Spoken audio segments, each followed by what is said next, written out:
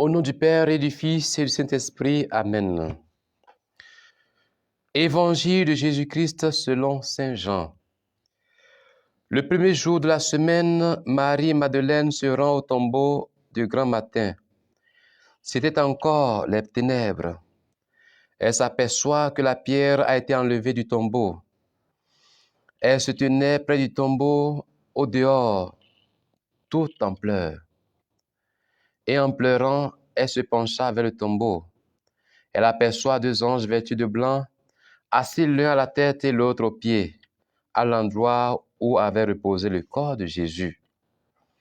Il lui demande, « Femme, pourquoi pleures-tu » Elle leur répond, « On a enlevé mon Seigneur et je ne sais pas où on l'a déposé. » Ayant dit cela, elle se retourna. Elle aperçoit Jésus qui se tenait là, mais elle ne savait pas que c'était Jésus. Jésus lui dit, « Femme, pourquoi pleures-tu? Qui cherches-tu » Le prenant pour le jardinier, elle lui répond, « Si c'est toi qui l'as emporté, dis-moi où tu l'as déposé et moi j'irai le prendre. » Jésus lui dit alors, « Marie. » S'étant retournée, elle lui dit en hébreu, « Rabouni », c'est-à-dire maître. Jésus reprend, « Ne me retiens pas, car je ne suis pas encore monté vers le Père. Va trouver mes frères pour leur dire que je monte vers mon Père et votre Père, vers mon Dieu et votre Dieu. » Marie-Madeleine s'en va donc annoncer aux disciples, « J'ai vu le Seigneur » et elle raconta ce qu'il lui avait dit.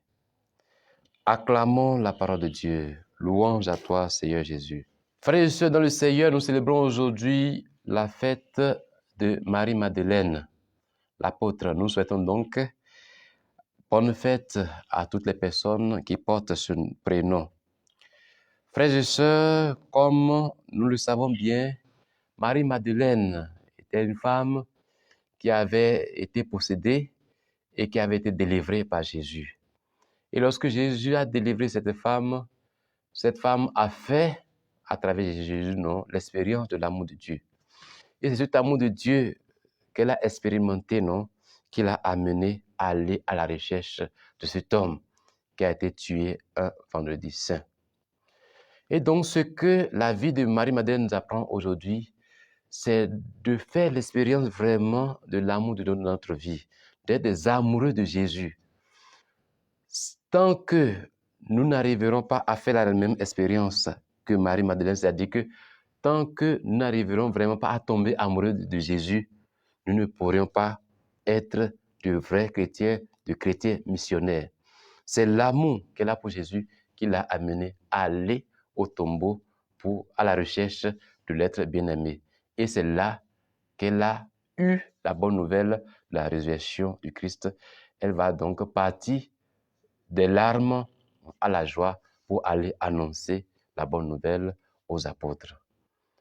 Demandons au Seigneur en ce jour de nous aider aussi, à être des personnes qui l'aiment à l'image de Marie-Madeleine, parce que c'est en l'aimant que nous pourrions véritablement l'annoncer aux hommes et aux femmes de notre temps.